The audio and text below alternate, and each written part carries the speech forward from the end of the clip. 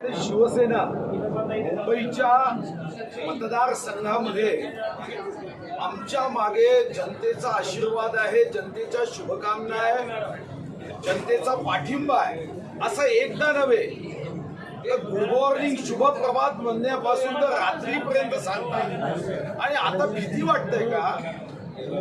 त्या ठिकाणी लोकांना हा अधिकार आपल्या संविधानाने दिला आहे, निवडणूक आयोगाने दिला आहे की जसा प्रचार आपण आपल्या विचाराचा करतो तिथं सामान्य जनता नोटावर मतदान करा असं म्हणण्याचा अधिकार त्यांनाही आहे. आणि कोणी म्हणतंय नाही, कोणी नोटा अधिकार सांगितल्याने वापरणार नाही. जर जनतेला जे योग्य वाटेल ते होईल. जनतेला जर असं वाटलं उद्या की आम्ही इथं निवडणुकीत उभे केलेले उमेदवार हे अयोग्य आहे तर ते त्यांचा अधिकार वापरतील. आता जनतेच्या अधिकाराच्या संदर्भातही तुम्हाला जर पोटदुखी होत असेल तर जनतेने निश्चितपणे याची नोंद घेतली पाहिजे की लोकशाहीमध्ये हुकुमशाही प्रवृत्तीने राजकारण करणाऱ्या लोकांना कोणत्या पद्धतीचा धडा शिकवा. नोटा ये हमें दिया हुआ वैधानिक अधिकार है. आम जनता को अगर जो उम्मीदवार पार्टियों ने खड़े किए हैं, जो प्रत्याशी खड़े किए हैं वो योग्य नहीं है, वो जनसेवा के लिए अयोग्य है, तो उन्हें इस विषय को लेकर नोटा पे वोट देने का अधिकार है. और जो चुनाव जीतता है उससे ज्यादा वोट ये अगर नोटा को जाएंगे तो निश्चित रूप से इसका पुनर्विचार किया जाता है. यह अधिकार जनता को है, मतदाता को है.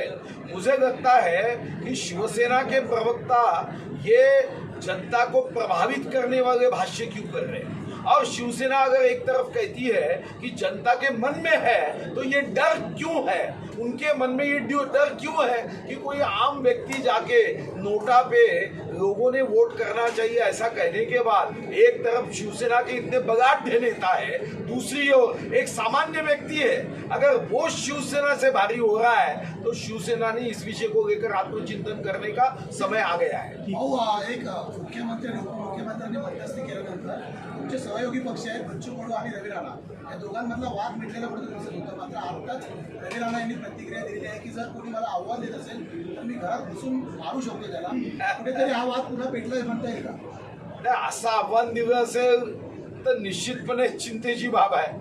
माननीय वो शिवसेना से भारी हो रहा है तो शिवसेना ने इस विषय को लेकर आत्मचिंतन करने का समय आ गया है. एक मुख्यमंत्री आणि उपमुख्यमंत्र्यांनी मध्यस्थी केल्यानंतर तुमचे सहयोगी पक्ष आहेत बच्चू कडू आणि रवी राणा या दोघांमधला वाद मिटलेला कुठे दिसत होता. मात्र आताच रवी राणा यांनी प्रतिक्रिया दिलेली आहे की जर कोणी मला आव्हान देत असेल तर मी घरात बसून मारू शकतो त्याला. कुठेतरी हा वाद पुन्हा पेटला म्हणता येईल का? असं आव्हान दिलं असेल तर निश्चितपणे चिंतेची बाब आहे.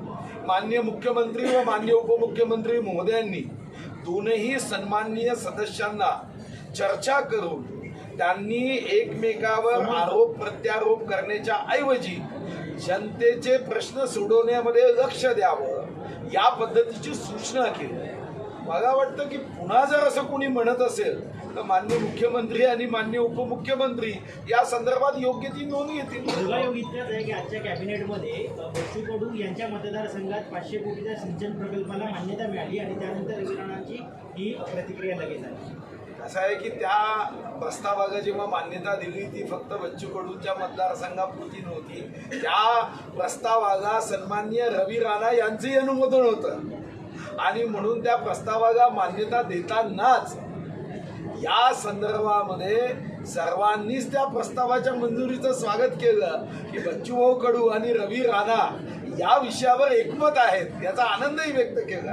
तुम्ही प्रयत्न केला होता की चांगल्या जागरूकतेने हा सगळा विषय आटवेल, परंतु हा विषय वादवादातच चाललाय. कुठे ना कुठे सरकारवर याचा प्रभाव पडताना पाहायला मिळेल. प्रश्न सरकारवर प्रभाव पडण्याचा नाही, एकूणच राजकीय क्षेत्रामध्ये आता सर्वांनाच आणि विशेष करून ज्यांना जनता विश्वास व्यक्त करत निवडून देते त्यांनी आपल्या मर्यादेच्या मध्येच भाष्य करणं हे गरजेचं आहे असं सर्वदूर आता यावर चर्चा सुरू झाली आहे. आणि सर्वदूर अशीच अपेक्षा व्यक्त केली जात आहे की लोकप्रतिनिधींनी बोलताना या बाबतीमध्ये निश्चितपणे भान ठेवावं ही अपेक्षा आहे.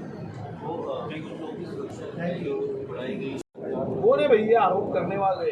इन लोगों को इतना भी सामान्य ज्ञान नहीं है कि माननीय अजित दादा ने जब मेरी जब सुरक्षा निकाली थी तो माननीय अजित दादा का क्या स्टेटमेंट था कि इसका कोई सरकार से संबंध नहीं होता।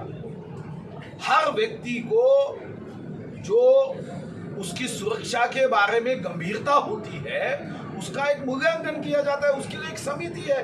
वो समिति अपने अहवाल के आधार पर मुख्य सचिव के साथ चर्चा करती है और निर्णय करती है। तो सरकार का क्या संबंध है? मैं अजित दादा ने जो स्टेटमेंट 2 साल पहले दिया था वही स्टेटमेंट दोहराता हूँ। सरकार का सुरक्षा के मामले में कोई प्रत्यक्ष संबंध नहीं होता। मैं अजित दादा से सहमत हूँ। सुधीर भाऊ, उद्धव ठाकरे जे आहेत ते आता पोहरागडला येणार आहे. कुठे ना कुठे विदर्भात त्या ठिकाणी एक महत्त्व मानलं जातं. त्यामुळे कुठे भारतीय जनता पक्षाला सुरंग लावण्याचं काम त्या ठिकाणी केलं जाणार आहे असंही बोललं जात आहे आणि शेतकरी मेळावे त्या ठिकाणी घेण्यात येणार आहे. ते स्वागत आहे, पण लोकांचा त्यांच्यावर विश्वास बसेल अशी कृती करावी लागेल ना. शिवसेनेवर जनतेचा विश्वास त्यांच्या वैचारिक भूमिकेतून, त्यांची वैचारिक भूमिका ही काँग्रेस राष्ट्रवादी विरोधी होती. काँग्रेसच्या संदर्भात स्वर्गीय हिंदू हृदय सम्राट बाळासाहेब ठाकरे यांचं ते प्रसिद्ध आणि स्पष्ट वाक्य आहे, ज्या दिवशी काँग्रेसच्या सोबत जावं लागेल त्या दिवशी मी शिवसेनेची दुकानदारी बंद करेन. आता प्रश्नच कुठं उपस्थित आहे, तुम्ही पोहरादेवी जा की बाकी कुठेही जा, सामान्य शिवसैनिकांचा विश्वास हा स्वर्गीय हिंदू हृदय सम्राट बाळासाहेब ठाकरेंनी उभी केलेली ही जी शिवसेनेची वैचारिक जी मजबूत भिंत आहे त्या भिंतीला तडा देणारी कृती केली तर जनता विश्वास कसा आहे?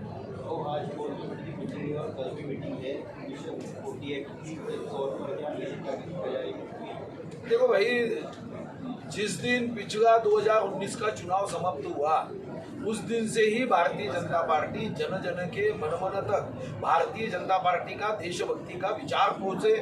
जो 5 वर्ष हम कार्य करते हैं वो सेवा कार्य वो लाभार्थी तक पहुंचे. हम अन्न वस्त्र निवारा शिक्षण रोजगार आरोग्य जो अनिवार्य आवश्यकता है पहुंचाने के लिए विश्व गौरव देश गौरव नरेंद्र मोदी जी ने जो कार्यक्रमों की आखनी की है, जो योजनाएं बनाई है वो पहुंचाने का काम करते. तो कोई योजना सिर्फ चुनाव को मध्य रखते हुए नहीं बनाई जाती है. हमारा लक्ष्य चुनाव जीतने से ज्यादा आम जनता का दिल जीतना ही हमारा लक्ष्य है. कोर टीम उसमें चिंतन मंथन चर्चा संवाद करेगी. थँक्यू.